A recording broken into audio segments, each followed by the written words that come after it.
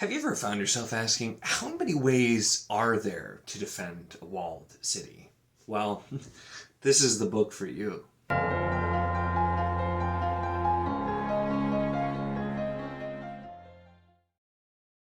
Hello and welcome to my channel. In this video, we're going to be talking about 16 ways to defend a walled city, which, despite my cheeky intro there, is not exactly just a list of how to defend a city as such, but is actually a little bit different than what I was really expecting with. And I'm excited to read this. Several people were talking about KJ Parker and this book and other books in Discord, and I'd had this one, wanted to read it for a while, and so just decided, hey, I'm just going to jump in. And I had a really good time with this one, although, like I said, not quite what I was thinking. You see something like 16 Ways to Defend a Walled City, and then the sequel, I don't have the third book yet, but How to Rule an Empire and Get Away with It. And it does make it sound like this is going to be very kind of like humorous and light and that sort of thing. And there's a good bit of humor in here, but it is also not just like a straight up comedy by any means. And so I was maybe expecting a little bit more of that. Although the tone does make, even when it's a darker subject matter, it does make it feel a bit light and fun. And I would say that this was a fun book, I have to say, as going through. And our basic story here is we have Orhan, and he is the colonel of a group of engineers, and then he ends up being the only person basically who has any chance to save the big capital city when it's coming under siege, and it's just him trying to kind of figure out how on earth to actually save it. And the tagline on the back comments that very specifically, he's a cheat, a liar, and has a serious problem with authority. He is, in other words, perfect for the job. So I feel like even there, you get kind of the tongue-in-cheek tone here, and what I want to say is KJ Parker, I think, nails the tone and is right where you want to be for this kind of thing. I made a half joke, but kind of serious, that this for me almost felt like what The Heroes by Joe Abercrombie could have been if Abercrombie just could help himself and not feel the need to beat the reader over the head with the sarcasm. Because that was still my favorite of what I read of him, and it's kind of following in a kind of like light and humorous way with some darkness too, soldiers there. And that's kind of what we get here, except that really the big draw here is the character of Orhan. And this is Orhan's account of what happened.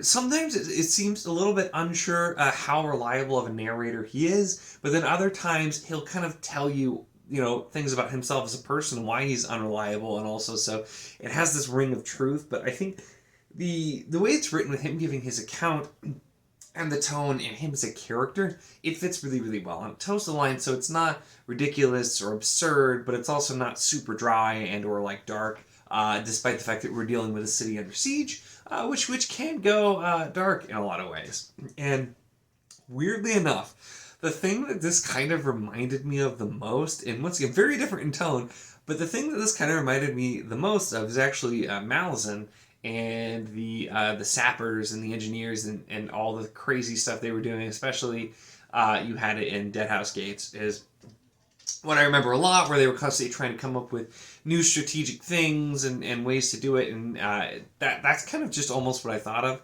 And so, very different, like I said in tone. I can't stress that enough. I'm not saying like, oh, this is like Malazan, because it's not, but just kind of like having that as something that's going on in the plot, where it's engineers coming up with really interesting things to try and solve it. You do get some of that here, as well as just Orhan being Orhan, and it doesn't matter what he has to do, if he's lying, if he's working with organized crime, whatever. He's going to try and do everything he can to get through this, and it's really that's kind of what we're doing here. So I don't think this is anything like you have to be an engineer to enjoy by any means, even though we look at engineering a lot and we kind of focus on that, and it makes sense because, once again, Orhan's an engineer and this is his account, so he's going to focus on those kinds of things. I know I've heard that in some of KJ Parker's other books he focuses a bit much on topics, and I feel like he towed the line really, really well here for where I think it's enjoyable, because we are having some of that focus, but it feels more like it just fits the character.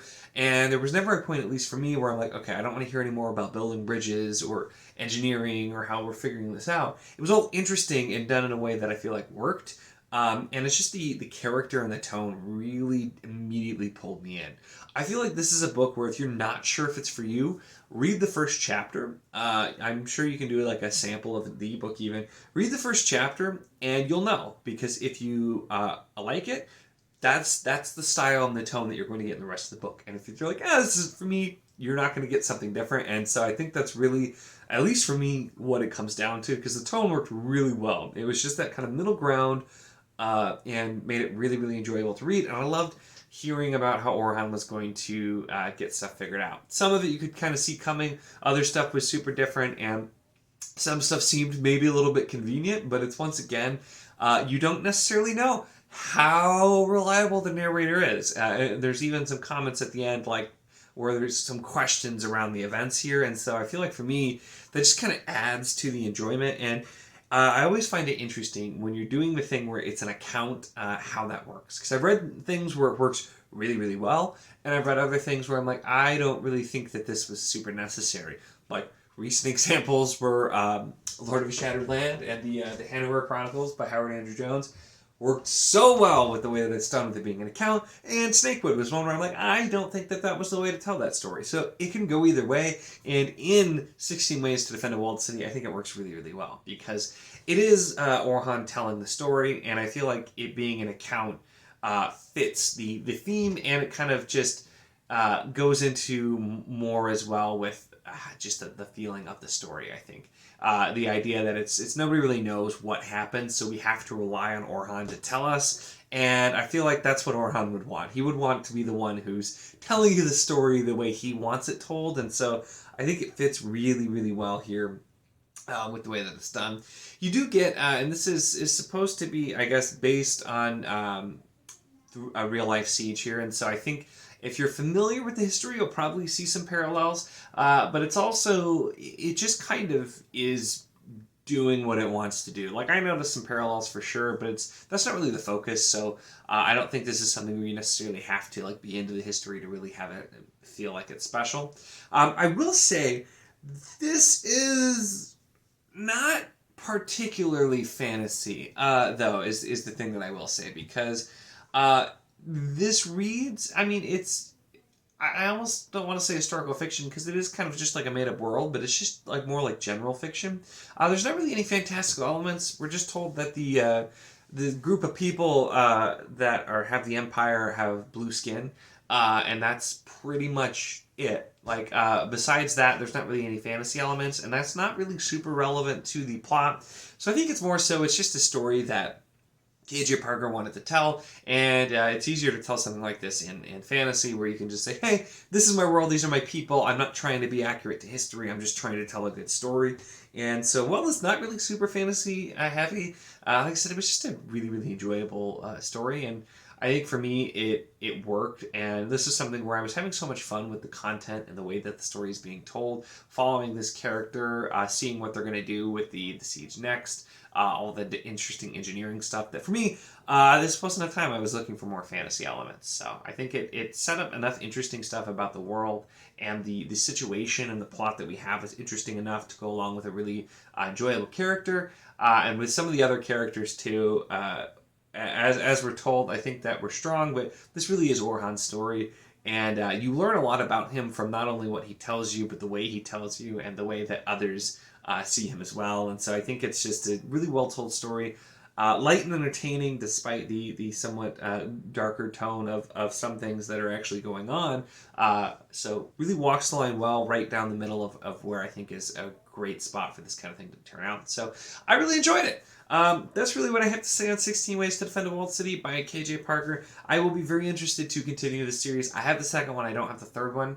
But I'm definitely going to add it to my wish list to keep track. I need to get to it. I don't know when I'm going to read the second one, but I may do it sooner rather than later, because I had a lot of fun with this. I got through really quick. It was just kind of a nice, fun and refreshing read, and so I'm really excited to do more, and also to try out some of KJ Parker's other stuff as well, because I know he has quite a few books, and so I'll be interested to try more from this author.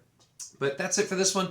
Let me know in the description, in the comments, what your thoughts are if you have read this or other KJ Parker books that you've read and that you think maybe I should try next. After this series, I think they're all standalones, but I'll say series, I suppose. So yeah, let me know any of your thoughts on there. Of course, give the video a like if you enjoyed it. Check the link in the description, not the comments, for the Wizardly Enclave Discord. If you want to chat books, whether this book, other books, really anything at all, it's a lot of fun. We'd love to have you. And of course, if you enjoy my content, make sure to subscribe.